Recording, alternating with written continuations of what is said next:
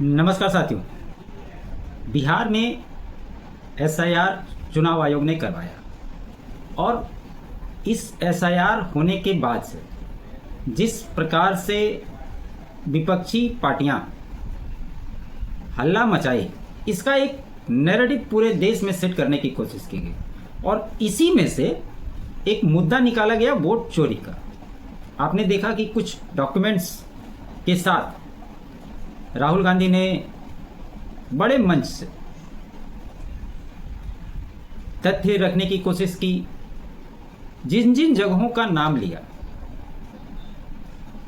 उसके बाद जो डेटा उन्होंने दिया था उस पर सवाल उठा और उस समय मामला आया था सीएसडीएस के संजय कुमार का, जो उन्होंने बाद में माफी मांग ली थी और कांग्रेस ने वो डेटा वहीं से लिया।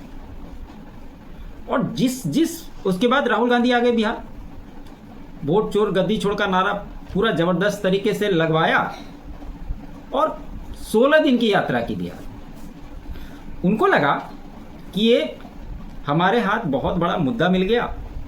इधर तो सुप्रीम कोर्ट में मामला चल ही रहा था, समय समय पर इस पर सुनवाई हो रही थी, उसका ड्राफ्ट दे दिया गया था, पूरे सितंबर महीने का समय दिया गया है।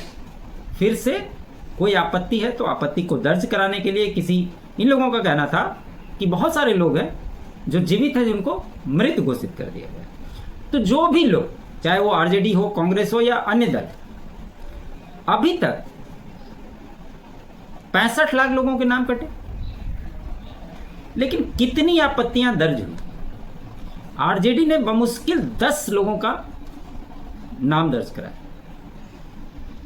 तो सिर्फ आप रोड पर घूम घूम करके आप बोल देंगे कि वोट चोरी हुई है या ये जो चुनाव आयोग कर रहा है वो गलत है, तो दोस्तों इस देश में कहने से सिर्फ कुछ नहीं होता।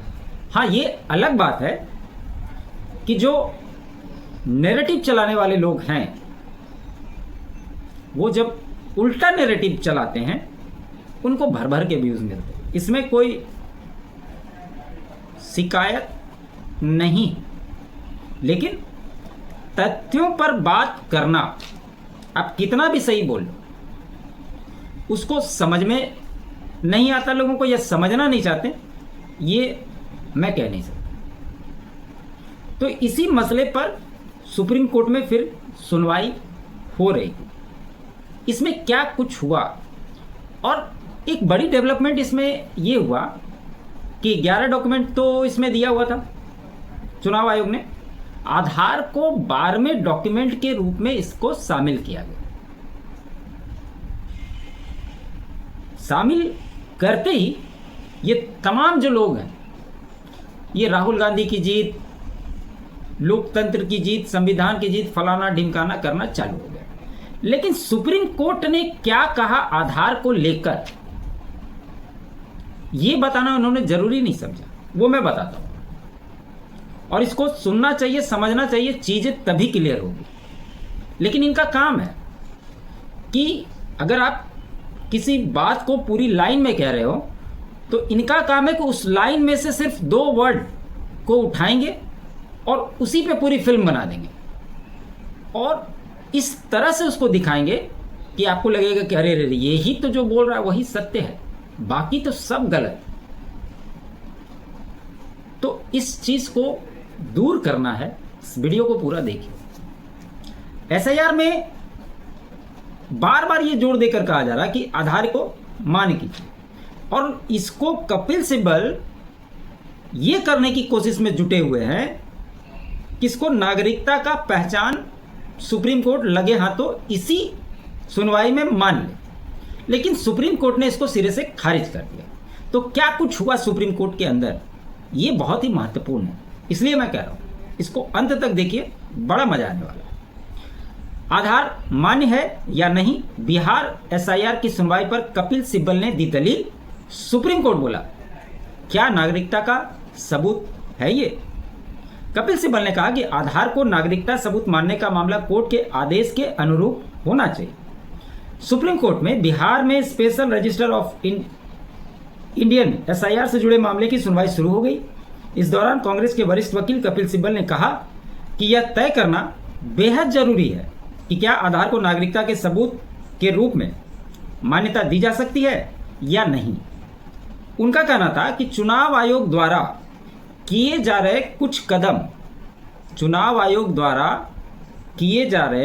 कुछ कदम सुप्रीम कोर्ट के आदेशों के अनुरूप नहीं है और इस पर तुरंत ध्यान देना चाहिए। ये कपिल सिब्बल की दलील थी। सुनवाई के दौरान जज साहब ने पूछा, हम समझ नहीं पा रहे कि हर बार सुनवाई के दौरान आप आधार पर इतना जोर क्यों देते हैं। ये जज साहब पूछ रहे हैं कि जब भी ये चर्चा चलता है आप आधार पर इतना जोर क्यों देते हैं, क्या आप इसे नागरिकता का सबूत मान रहे हैं। ये सवाल किया कपिल सिब्बल से कि आप आधार को नागरिकता का सबूत मान रहे हैं। कपिल सिब्बल ने स्पष्ट किया, हम ऐसा नहीं कर रहे, लेकिन कोर्ट के आदेश में यह कहा गया था कि आधार को भी मान्यता दी जाए। इस आधार पर फैसला लेना न्यायिक प्रक्रिया का हिस्सा होना चाहिए। कपिल सिब्बल ने कोर्ट के सामने कहा कि यह तय करना जरूरी है कि आधार मान्य है या नहीं। उन्होंने चुनाव आयोग पर भी सवाल उठाते हुए कहा कि आयोग जो कार्रवाई कर रहा है वो बिल्कुल गलत है और सुप्रीम कोर्ट के आदेशों का पालन नहीं कर रहा है। ये बार बार अपने बयानों में दर्ज करा रहे इन दो बातों को। सुप्रीम कोर्ट कहता आधार मतदाता सूची के लिए वैध पहचान पत्र है पर नागरिकता के लिए नहीं। सुप्रीम कोर्ट ये बात स्पष्ट शब्दों में कपिल सिब्बल को सुना देता है। सुप्रीम कोर्ट ने साफ कर दिया कि आधार कार्ड को नागरिकता का सबूत नहीं माना जा सकता। चुनाव आयोग को बड़ी राहत देते हुए सुप्रीम कोर्ट ने कहा कि चुनाव आयोग को आधार कार्ड की वैधता जांचने का पूरा अधिकार होगा। अब इसको इस तरह से समझिए, ठीक है, इसको 12वें डॉक्यूमेंट्स के रूप में शामिल कर लिया गया। जो लोग आधार देते हैं, हमारे पास जो डॉक्यूमेंट है मैंने पहले भी बताया था, जब मैंने 95 में बोर्ड पास किया था तो उसमें सिर्फ ईयर्स लिखा हुआ है, डेट ऑफ बर्थ नहीं लिखा हुआ है। मैंने उस डॉक्यूमेंट को लगाया, अपना आधार लगाया।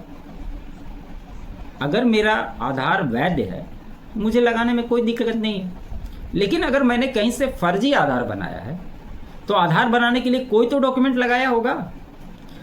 इसकी पूरी जांच चुनाव आयोग कर सकता है और आप अंदाज लगाइए कि अगर चुनाव आयोग जो लोग आधार देंगे, जिनके बारे में कहा गया, बिहार के बारे में खास करके कपिल सिब्बल ने कहा कि वहाँ पे लोग पढ़े लिखे ही नहीं हैं, स्कूल ही नहीं जाते, उनके पास डॉक्यूमेंट कहाँ से आएगा, उनके पास तो सिर्फ आधार ही है। तो ठीक बात है, आधार है, आधार बनवाया होगा तो उसके लिए कुछ तो दिया होगा। वो डॉक्यूमेंट अब दिखाइए। जो लोग आधार को लगाएंगे उनको वेरीफाई करवाना पड़ेगा। इससे ये बातें भी साफ हो जाएगी कि कितने फर्जी आधार कार्ड इस देश में बने हुए हैं। अगर सही तरीके से चुनाव आयोग इस कार्य को कर ले तो आप देखिएगा, अभी तो संख्या बिहार में 65 लाख, और जिस प्रकार से चुनाव आयोग ने घोषणा की है कि पूरे देश में कराएंगे, और ममता बनर्जी अभी से परेशान हो गई है कि हम बंगाल में एसआईआर होने नहीं देंगे, तो इसको बाइकआउट करने का कारण अब कहाँ बचता है। लो भैया, आधार बोल रहे थे, आधार शामिल कर दिए, अब मानना इसको नहीं मानना, इसकी वैधता को जांचना, इसका काम चुनाव आयोग को दे दिया। अब लगाओ आधार, नाम दर्ज करवाओ, फंसोगे तो ऐसे भी फंसो। तो ये बात भी ध्यान रखने की है। बिहार मतदाता सूची गहन पुनरीक्षण मामले में सुप्रीम कोर्ट ने साफ कर दिया कि आधार मतदाता सूची के लिए वैध पहचान पत्र है, लेकिन इसे नागरिकता का सबूत नहीं माना जा सकता। सोमवार को बिहार मतदाता सूची गहन पुनरीक्षण मामले पर सुनवाई के दौरान सुप्रीम कोर्ट ने चुनाव आयोग को निर्देश दिया कि वे आधार कार्ड को 12वां दस्तावेज माने, ताकि मतदाता वोटर लिस्ट में नाम शामिल कराने के लिए आधार कार्ड को भी पेश कर सके। ठीक है, चुनाव आयोग को आधार कार्ड की वैधता जानने का अधिकार, ये भी कहा गया। इसी बात की मैं चर्चा कर रहा था। चुनाव आयोग को बड़ी राहत देते हुए सुप्रीम कोर्ट ने कहा कि चुनाव आयोग के आधार कार्ड की वैधता जांचने का पूरा अधिकार होगा। सुप्रीम कोर्ट ने कहा कि केवल वास्तविक नागरिक को ही, जो लोग वास्तविक नागरिक हैं, उनको ही वोट देने की अनुमति होगी। जाली दस्तावेजों के आधार पर असली होने का दावा करने वालों को मतदाता सूची से बाहर रखा जाए। सुप्रीम कोर्ट ने कहा कि कोई भी नहीं चाहता कि चुनाव आयोग अवैध प्रवासियों को मतदाता सूची में शामिल करे।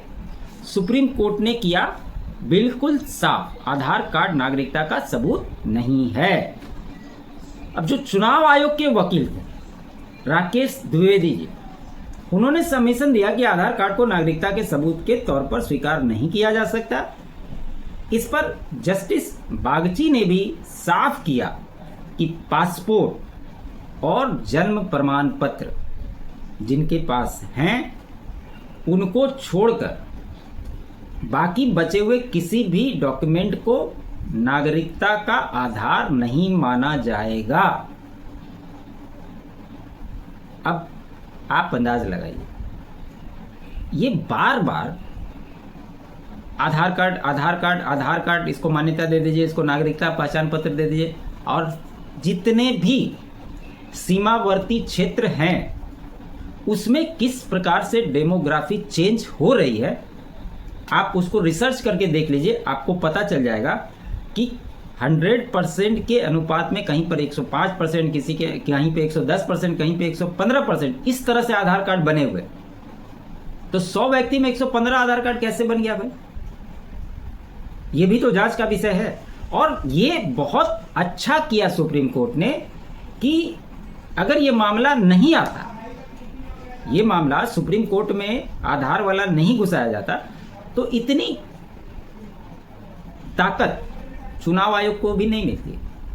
अब तो स्पष्ट कर दिया गया कि आधार वैलिड है नहीं है, उसकी सत्यता को जांचने का आधार भी चुनाव आयोग करेगा, और अगर उसमें फर्जी पाया गया तो क्या होगा वो आप सभी वाकिफ हैं।